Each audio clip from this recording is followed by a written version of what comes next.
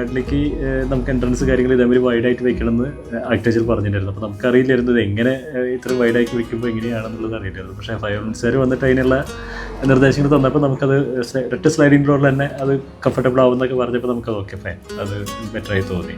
പിന്നെ ഒരു ഫിക്സ്ഡ് ഗ്ലാസും വെച്ചപ്പോൾ ഫുൾ ഓപ്പൺ ഏരിയ പോലെ ഫീൽ ചെയ്തത് അത് കുറച്ചുകൂടി നന്നായി. ഒരു ഐഡിയാസ് കൂടി വന്നപ്പോൾ കുറച്ചുകൂടി നന്നായി. അത് ആർക്കിടെക്ചർ പറഞ്ഞിട്ടുണ്ടായിരുന്നു UPSC വിൻഡോസിൻ്റെ ആണ് എല്ലാവരുടെയും ചെയ്യേണ്ടതെന്ന് പറഞ്ഞിട്ടുണ്ടായിരുന്നു.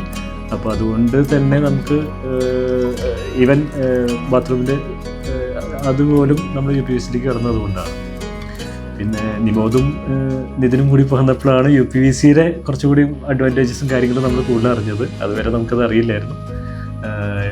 വെയിലും മഴയും ഒന്നും പ്രശ്നമില്ല എന്നൊക്കെ തോന്നിയതും. അതുപോലെ തന്നെ വുഡൻ കളറിലും UPSC എപ്പോഴും UPSC വൈറ്റ് കളറാണ് കിട്ടാറ്. ഇവർ നമുക്ക് സ്പെഷ്യലായിട്ട് ബാംഗ്ലൂരിൽ നിന്ന് വരുത്തിച്ച് തന്നതാണ് വുഡൻ കളർ തന്നെ വേണമെന്ന് പറഞ്ഞിട്ട്.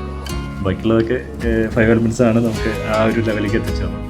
5 എലമെൻറ്റ്സിന് നമ്മൾ കുറച്ചുകൂടി അവരുടെ വർക്കിനെ കുറച്ചുകൂടി ഇമ്പ്രസ് ചെയ്യാൻ കാരണം എന്താ വെച്ച് കഴിഞ്ഞാൽ അവർ നമുക്ക് ലോങ് വിൻഡോസ് ഉണ്ടായിരുന്നു. ലോങ് വിൻഡോസ് നമുക്കിനെ അറിയില്ല അത് എങ്ങനെ ചെയ്യേണ്ടി വരുമെന്ന്. ആർട്ടിസ്റ്റ് പ്രശ്നം പറഞ്ഞിട്ടുണ്ടായിരുന്നു, സാധാ വിൻഡോ പോലെ ഒന്നും കൊണ്ടുവയ്ക്കരുത് എന്ന് പറഞ്ഞിട്ടുണ്ടായിരുന്നു. അപ്പോൾ 5 എലമെൻറ്റ്സിൻ്റെ ആ സജഷൻ എനിക്ക് വളരെ ഇഷ്ടപ്പെട്ടു. എനിക്കാണെങ്കിൽ കാറ്റ് കിടക്കുന്നത് ഭയങ്കര ആഗ്രഹമുണ്ട്.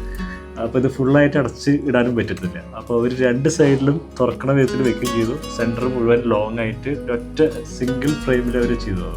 അത് വളരെ ഇമ്പ്രസീവാണ്.